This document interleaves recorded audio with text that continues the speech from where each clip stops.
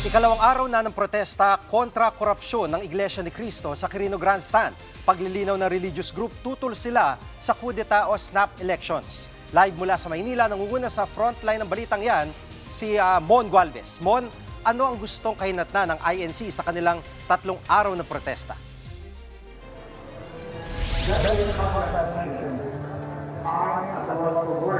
Jiggy, ang gusto lang naman daw mangyari ng mga taga-Iglesia ni Cristo ay mapanagot yung mga dapat managot dito nga sa mga nabibistong katiwalian, lalo na sa mga maanumalyang flood control projects.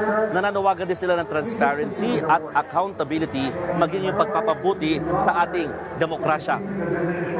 Hindi rin daw sila pabor sa revolusyon at maging sa mga snap elections. Pakinggan natin ang pahayag ni Iglesia ni Cristo spokesperson Edwin Zabala. Pilit inaangguluhang ang mapayapang pagkilos na ito ay bahagi raw ng planadong destabilisasyon sa gobyerno. Totoo ba yan? Mulat sa pool at hanggang ngayon po, hayagan tayong nakikipag-ugnayan sa lokal at nasyonal na pamahalaan tungo sa maayos na koordinasyon para sa peace and order. Ipanalangin, ipagpanata, maging mapayapa ang pagkilos nating ito.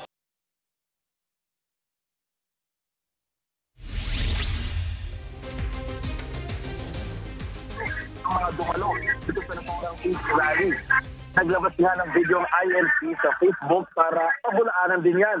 Pakinggan naman natin ang pahayag ng isang miyembro ng INC na nakausap namin. Hindi po kami pinilit kasi para saan? Wala naman kaming mapapala kung tutusin kung magpapilit. Pero dahil sa atas ng pananampalataya, sumusunod kami.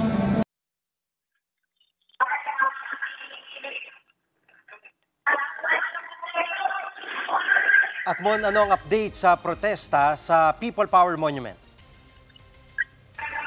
Jiggy, tuloy pa rin naman ang protesta roon sa People Power Monument ng mga Duterte Group at saka at ng United People's Initiative o yung samahan ng mga retiradong general.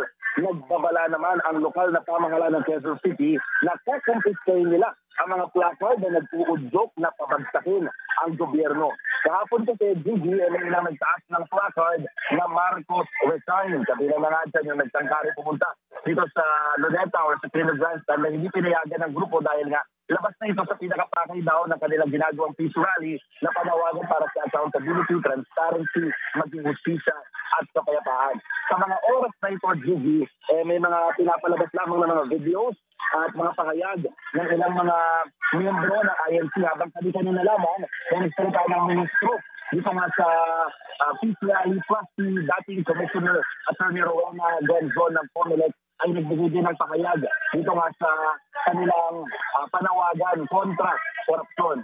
Gigi. Yan pong ulat ni Mon Gualvez mula sa Maynila. Mga kapatid, Jig Manikad po, pagdating sa mahalagang balita sa loob at labas ng bansa, dapat una sa lahat, mag-follow at mag-subscribe na sa social media pages ng News 5.